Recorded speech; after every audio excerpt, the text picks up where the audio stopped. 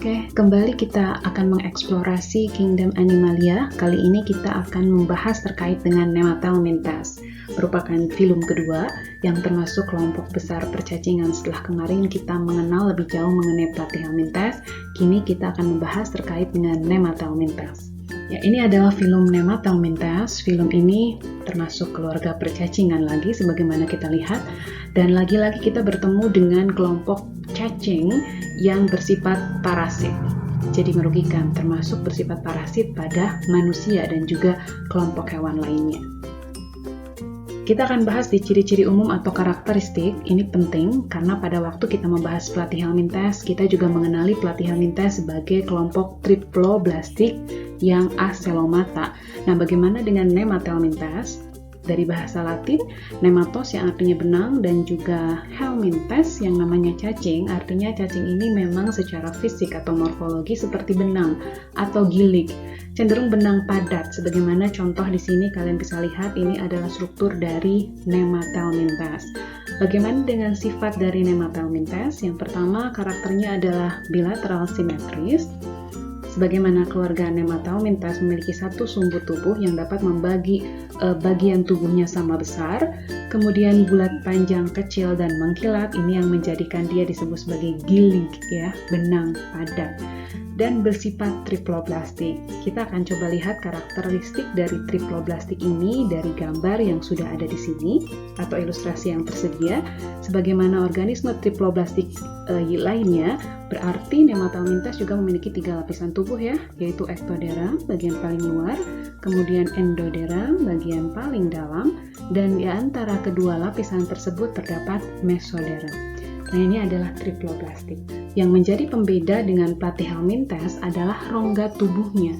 Nemathelminthes merupakan organisme triploblastik yang sudah memiliki selom atau rongga tubuh tetapi semu. Nah, kenapa di sini disebut semu? Kalian bisa refresh atau ingat kembali pembahasan kita di rongga tubuh, bahwa rongga tubuh sebenarnya adalah rongga tubuh yang berada di antara body layers atau lapisan tubuh. Nah, kalau Platyhelminthes dikenal tidak memiliki rongga tubuh karena memang setelah lapisan tubuh langsung bisa kita temukan rongga pencernaan yang bukan merupakan rongga tubuh. Adapun di keluarga Nemathelminthes ini, kamu bisa lihat ada sebuah lubang atau rongga yang berada di antara endo dan meso. Nah, ini adalah rongga. Tapi kenapa disebut semu? Disebut semu karena tidak ada koneksi atau hubungan langsung antara endo dan meso. Jadi rongga itu berada di endo dan meso, tapi tidak ada penghubung, jaringan penghubung di antara endo dan meso. Ini menarik, kita akan coba mempertajam pengetahuan kita terkait rongga dan merefresh pengetahuan kita sebelumnya setelah kita nanti akan membahas Annelida. Tapi catatan penting di sini adalah Nemathelminthes merupakan triploblastik yang pseudocelomata, artinya memiliki 3 lapisan tubuh dan memiliki rongga tubuh tapi semu. Kenapa disebut semu? Walaupun rongga tubuh tersebut memang berada di antara 2 lapisan tubuh yang dimilikinya, tetapi tidak ada jaringan penghubung di antara 2 lapisan tersebut. Itu adalah pseudocelomata. Oke, berikutnya alat kelamin jantan dan betina terpisah, jadi bukan hermaprodit, disebut juga dioeceous, ya. Jantan dan betina artinya ada organisme jantan dan organisme betina, dan memiliki spektrum hidup yang lumayan luas nih, karena bisa ada di perairan tawar, laut, tanah, dan juga bersifat sebagai parasit internal di manusia, hewan, atau bahkan di tumbuhan. Nah, di Nemathelminthes ini kita akan langsung membahas per spesies sebagai contoh-contoh parasit yang dapat ditemukan dalam kehidupan kita sehari-hari. Ada Ascaris lumbricoides, cacing perut, Ancylostoma duodenal, atau cacing tambang. Ada cacing kremi nih, ini merupakan cacing yang mungkin dialami oleh sebagian besar anak kecil gitu, ya. Oxyuris vermicularis atau Enterobius vermicularis, dan Wuchereria bancrofti atau cacing filaria. Jadi kita akan bahas keempat jenis spesies ini dan bagaimana siklus hidupnya. Oke, kita mulai dengan jenis cacing pertama, yaitu Ascaris lumbricoides, di mana kita bisa menemukan Ascaris ini karena ini merupakan parasit internal di usus manusia. Ini reproduksinya secara seksual. Jadi memang harus ketemu nih Ascaris jantan dan Ascaris betina, di mana cacing jantan berukuran lebih kecil dibandingkan cacing betina. Kamu bisa lihat di sini ya. Ini female berarti cacing betina, yang ini male berarti cacing jantan.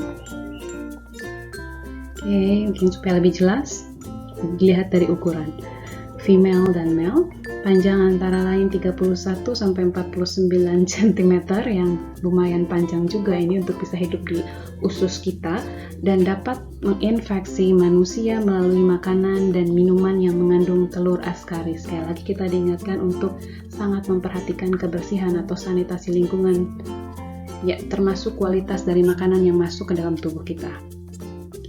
Ini adalah siklus hidupnya. Kita lihat dari gambar, kita akan lihat ada Ascaris jantan dan Ascaris betina di nomor 1 ini yang sudah berada di dalam tubuh manusia. Nah, Ascaris jantan dan betina ini harus melakukan perkawinan. Ingat, karena tidak bersifat hermaprodit, artinya ada jantan dan betina. Jantan menghasilkan sperma, betina menghasilkan telur, berarti terjadi perkawinan dan kemudian menghasilkan telur atau zigotnya. Nah, si zigot ini akan keluar dari tubuh penderita melalui feses. Dan kamu bisa lihat di sini, fertilisasi dari telur di feses ini bisa jadi telurnya belum terbuahi gitu. Jadi telur yang keluar bersama feses ini bisa jadi dalam kondisi sudah terbuahi atau belum terbuahi, artinya belum mengalami fertilisasi. Nah, dalam kondisi sudah berada di luar tubuh, telur-telur yang sudah mengalami fertilisasi atau pembuahan lah yang bersiap untuk tumbuh ke stage selanjutnya. Artinya kalau sudah keluar dari tubuh penderita, tapi si telur tersebut belum dibuahi, telur tersebut tidak akan mampu bertahan dan tidak akan melanjutkan ke stage selanjutnya. Jadi yang bertahan itu adalah telur yang sudah dibuahi. Selanjutnya telur ini akan mengalami perkembangan embrio menjadi lebih kompleks sampai akhirnya muncul sebagai larva Ascariasis. Nah, larva inilah yang bisa mengkontaminasi makanan kita jika makanan kita tidak dijaga kebersihannya. Ketika kita mengkonsumsi makanan yang di dalamnya terdapat larva Ascaris, larva tersebut akan masuk bersama makanan, tujuannya adalah ke usus.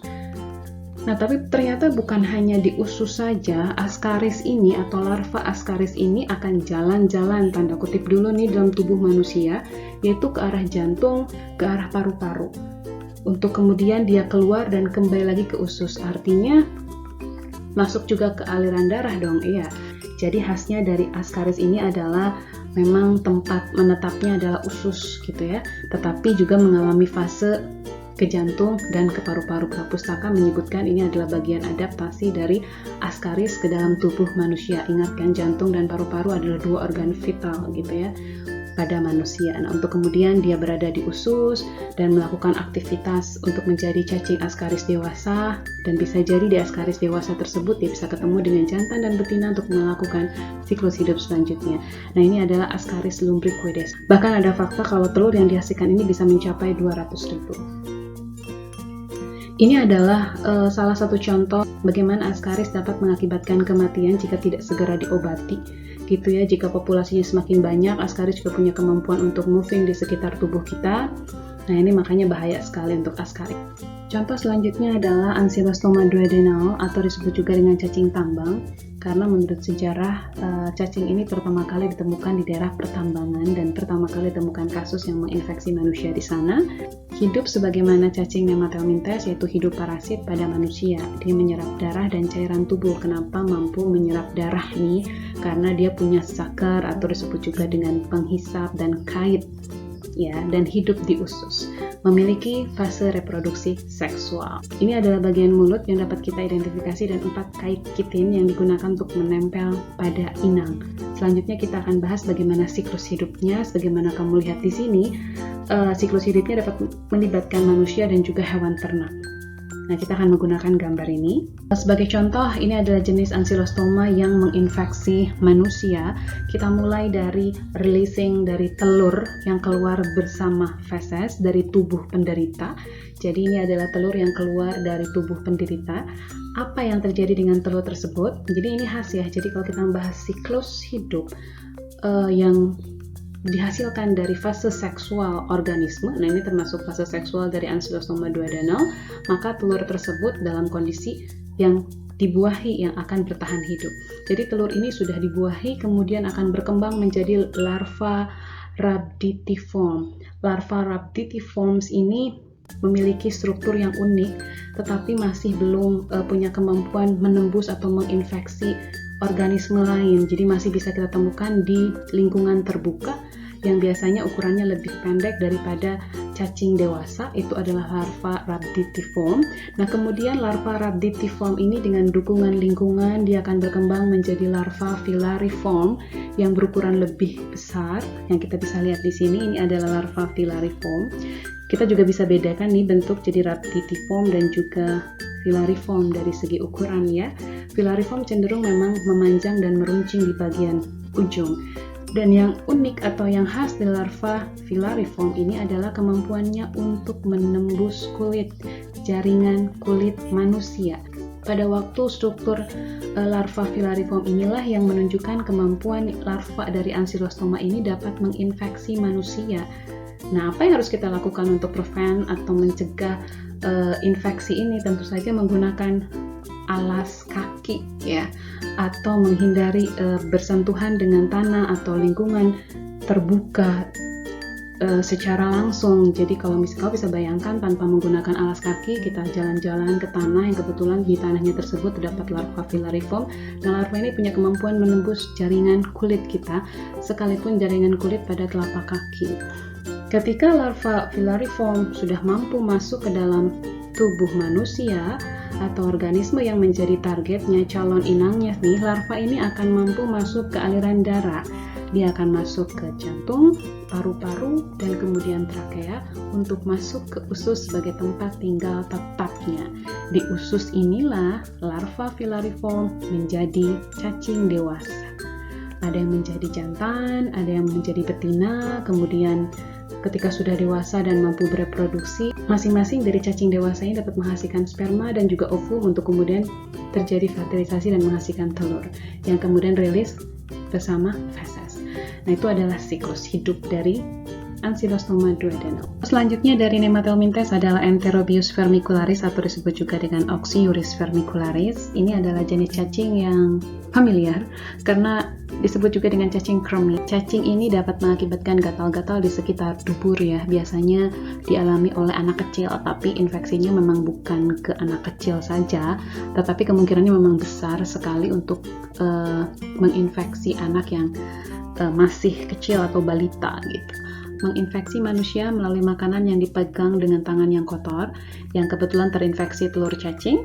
Ukuran cacing ini sebetulnya kecil ya, yaitu setengah inci. Tapi walaupun kecil tetap bersifat parasit dan tinggalnya adalah di usus besar. Dan jika bertelur, jenis cacing ini dapat bergerak ke arah anus untuk menyimpan telurnya. Nah, telur inilah yang kemudian akan keluar bersama feses. Dapat mengakibatkan autoinfeksi. Auto berarti infeksi yang berulang gitu ya, atau otomatis terinfeksi. Nah, ini dia yang tadi disebut kemungkinan dapat menginfeksi anak kecil gitu. Jadi anak kecil atau penderita yang di dalamnya terdapat Enterobius vermicularis dewasa yang sudah siap bertelur. Enterobius ini akan bergerak ke arah anus dan menyimpan telurnya di anus tersebut. Si telur akan keluar kemudian bersama dengan feses. Nah, jika si penderita tersebut memiliki kebiasaan yang tidak sehat, jadi setelah dia BAB atau buang air besar, kemudian dia tidak mencuci tangan atau mencuci tangan dengan tidak bersih, langsung membawa makanan, nah kemungkinan si telur-telur ini dapat menempel di bagian kukunya. Saat mengkonsumsi makanan, maka otomatis si kukunya ini menyentuh makanan, telur mungkin akan berpindah ke makanan yang dia makan, nah si telurnya akan kembali masuk ke dalam tubuhnya. Jadi itu disebut autoinfeksi. Jadi penderita yang kemudian dapat kembali terinfeksi oleh cacing Enterobius atau Oxyuris vermicularis. Untuk istilah tidak usah bingung, jadi dua istilah ini dapat kita gunakan untuk satu spesies yang sama, baik itu Enterobius vermicularis maupun Oxyuris vermicularis. Jadi itu yang disebut dengan istilah autoinfeksi, di mana penderita dapat kembali terinfeksi oleh cacing ini. lewat kebiasaan yang tidak bersih tadi. Bagaimana siklus hidupnya? Ini adalah siklus hidup dari Enterobius vermicularis. Bagaimana kita lihat di sini, cacing Enterobius yang dewasa hidup di bagian usus besar, ya, yang kemudian jika bertelur maka akan mengalami pergerakan. Geraknya kemana? Kalau kita lihat strukturnya, ini kan pergerakan akan dia lakukan di sepanjang usus besar sampai akhirnya dia bisa menyimpan telurnya di bagian anus. Nah, si telur yang di bagian anus ini kemungkinan akan keluar bersama feses. Kalau memang tidak menemukan inang lagi, maka telur ini tidak akan bertahan di lingkungan luar gitu, tidak akan bertahan di ekosistem luar.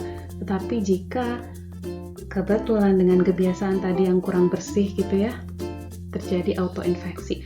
Autoinfeksi bukanlah salah satu cara penularan dari Enterobius. Ya, pada dasarnya Enterobius yang sudah keluar dalam bentuk larva atau telur di lingkungan luar, yang jika dengan tidak sengaja masuk ke dalam tubuh kita lewat konsumsi makanan, nah itu adalah cara infeksi atau cara menginfeksi dari Enterobius vermicularis, seperti itu ya. Walaupun memang beberapa kasus menunjukkan autoinfeksi lebih sering, tapi bukan berarti kita yang tidak menderita tidak dapat mengalami infeksi oleh cacing kremi ini. Pada dasarnya yang harus di bold atau di highlight adalah menjaga kebersihan makanan. Contoh cacing filum Nematelmintas yang kita bahas adalah Wuchereria brancofti. Sebagaimana kita lihat di sini, jenis cacing ini disebut juga dengan cacing filaria karena dapat mengakibatkan filariasis atau disebut juga dengan kaki gajah. Jadi kalau kita lihat di sini, ini adalah dua penderita yang di bagian kakinya mengalami pembengkakan, disebut kaki gajah karena memang kakinya membengkak akibat infeksi dari Wuchereria brancofti. Habitat utamanya adalah di pembuluh limfe atau pembuluh getah bening. Jadi diingat kembali bahwa selain pembuluh darah, kita pun memiliki pembuluh getah bening atau limfe yang tugas utamanya adalah menjaga regulasi dari leukosit gitu ya, sistem pertahanan tubuh. Nah, cacing filaria ini membutuhkan faktor atau pembawa, yaitu nyamuk culex. Ini adalah nyamuk culex yang dapat membawa larva filaria atau Wuchereria brancofti untuk menginfeksi. Ini Wuchereria brancofti pembesaran dengan menggunakan mikroskop. Kalau ini adalah culexnya. Jadi ini adalah jenis cacing yang penginfeksiannya memerlukan vektor. Vektor itu adalah organisme lain pembawa. Jadi sebelum dapat menginfeksi manusia, Wuchereria brancofti dalam bentuk larva, dia membutuhkan vektor culex. Ini adalah siklus hidup dari Wuchereria brancofti. Sebagaimana tadi kita bahas, jenis cacing ini memiliki dua tempat hidup. Yang pertama vektornya yaitu nyamuk dan juga manusia. Baik, kita akan mulai dari manusia. Jadi penderita yang di dalamnya sudah ada Wuchereria brancofti. Cacing dewasanya berkembang di bagian pembuluh limfa atau pembuluh getah bening. Kita bisa lihat di sini. Ini adalah cacing dewasa, yaitu ada cacing jantan dan betina. Ingat ya, mereka non-hermafrodit. Jadi kita bisa temukan cacing jantan dan juga cacing betina. Cacing jantan dan cacing betina yang sudah dewasa ini melakukan fertilisasi dan dapat menghasilkan larva yang disebut dengan mikrofilaria. Nah, mikrofilaria hasil dari proses perkawinan akan bermigrasi di sekitar pembuluh limfe dan juga pembuluh darah tepi dan masuk ke dalam sistem peredaran darah. Nah, disinilah sebetulnya titik krusial dari nasib mikrofilaria, karena mikrofilaria itu merupakan hasil dari proses fertilisasi cacing dewasa Wuchereria brancofti. Untuk masuk ke stage selanjutnya memerlukan vektor yang di sini adalah nyamuk. Jadi ketika dia masuk ke dalam sistem sirkulasi, nah ada kemungkinan jika penderita ini dihisap darahnya oleh nyamuk, maka si mikrofilaria ini dapat pindah. Mikrofilariasis ini dapat pindah dari tubuh manusia ke nyamuk. Nah, makanya disebut dengan titik yang krusial.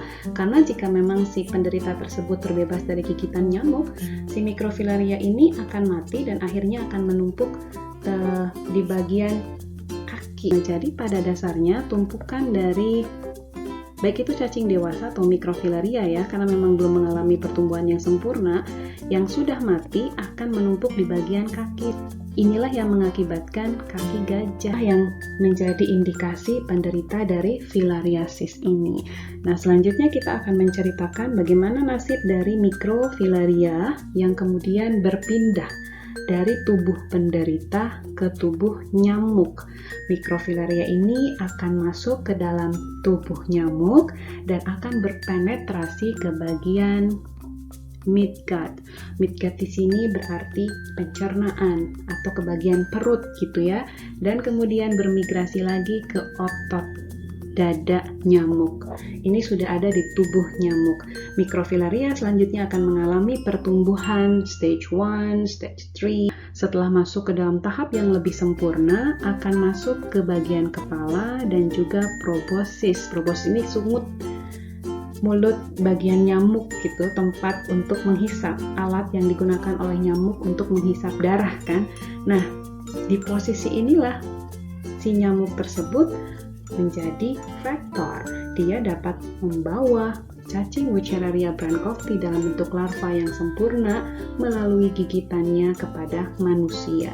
Kalau misalnya si nyamuk ini menggigit penderita lagi, ya berarti ada autoinfeksi lagi ya. Tapi kalau nyamuk ini menggigit manusia lain yang tidak menderita Wuchereria brandcofti sebelumnya, berarti ini merupakan bagian dari transfer parasit yang dilakukan oleh nyamuk culex.